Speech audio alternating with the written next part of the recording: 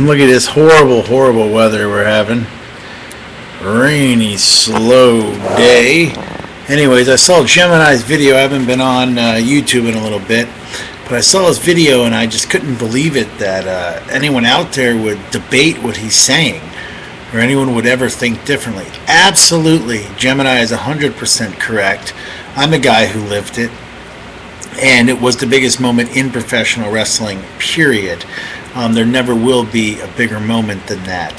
That was the culmination of wrestling pureness coming to new heights and coming into new territories. It gave birth to the Attitude Era. It gave birth to Monday Night Wars and gave birth to the modern professional wrestling as we know it today. WrestleMania 3, that event, not just that match, but that whole event was very significant.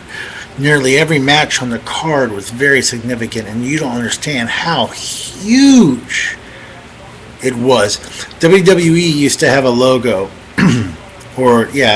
its tag. It used to say, WWF, what the world is watching. And it was true. The whole world was watching wrestling at that point. So I don't understand how anyone could ever debate that. And I liked how Gemini said, you can look at some stuff in modern wrestling and say, oh, this is cooler and this is that. Yeah, because it is from 1987 and it is vintage. But you can say that with any sport. I mean, some of the biggest moments to happen in all professional sports were a long time ago. Your Babe Ruth and Ty Cobb, or your Bart Starr, or your, any of these guys. Old school, Walter Payton, Jim Brown, on down the line, Dan Marino, but all sports have history, and there's huge moments in all sports, and for wrestling, that moment, WrestleMania 3, was the biggest moment and the game changer, the time that changed it all.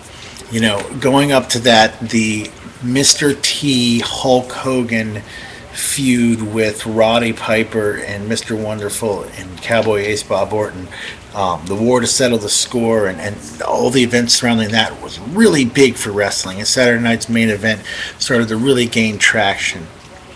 But a lot of people who study wrestling and know that WrestleMania 2 was kind of a Passover event, if you would. That there's a lot of speculation concerning Randy Savage, Andre the Giant, and Hulk Hogan and King Kong Bundy, that it was supposed to be Savage Hogan. We're not supposed to be, but it should have been, according to backstage politics at the time. And it was probably talked about because they were the two biggest athletes, other than the Giant, in wrestling at the time. And if you see WrestleMania 2, Savage is kind of shoved down in the bottom of the card. He fights George the Animal Steel, who, in my opinion, was never that entertaining. I never even liked him, even when I was a kid.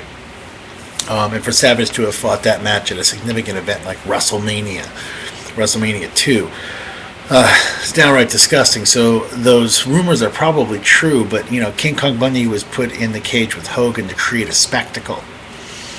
And by this, and Andre the Giant was thrown into a Royal Rumble. And so WrestleMania 3, when it came in the card, was so significant. Ricky the Dragon Steamboat versus the Macho Man Randy Savage. The British Bulldogs and Tito Santana against the Hart Foundation and Danny Davis. That was a huge feud. Stuff like that. You can see the jump. If you look at the first two WrestleManias, and especially WrestleMania 2, you can see the jump in quality like that, okay?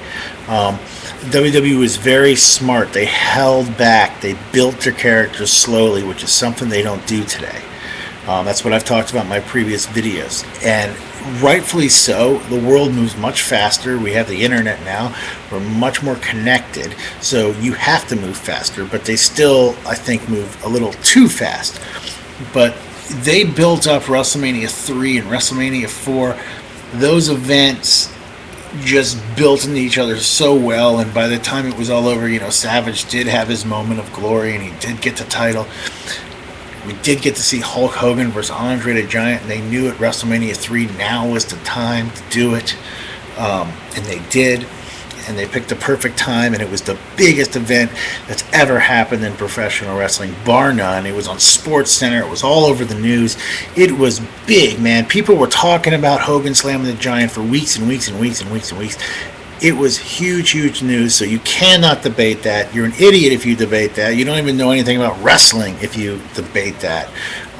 Anyways, Hot Water Wrestling. I'll see you next time. Gemini, good video. Take it easy.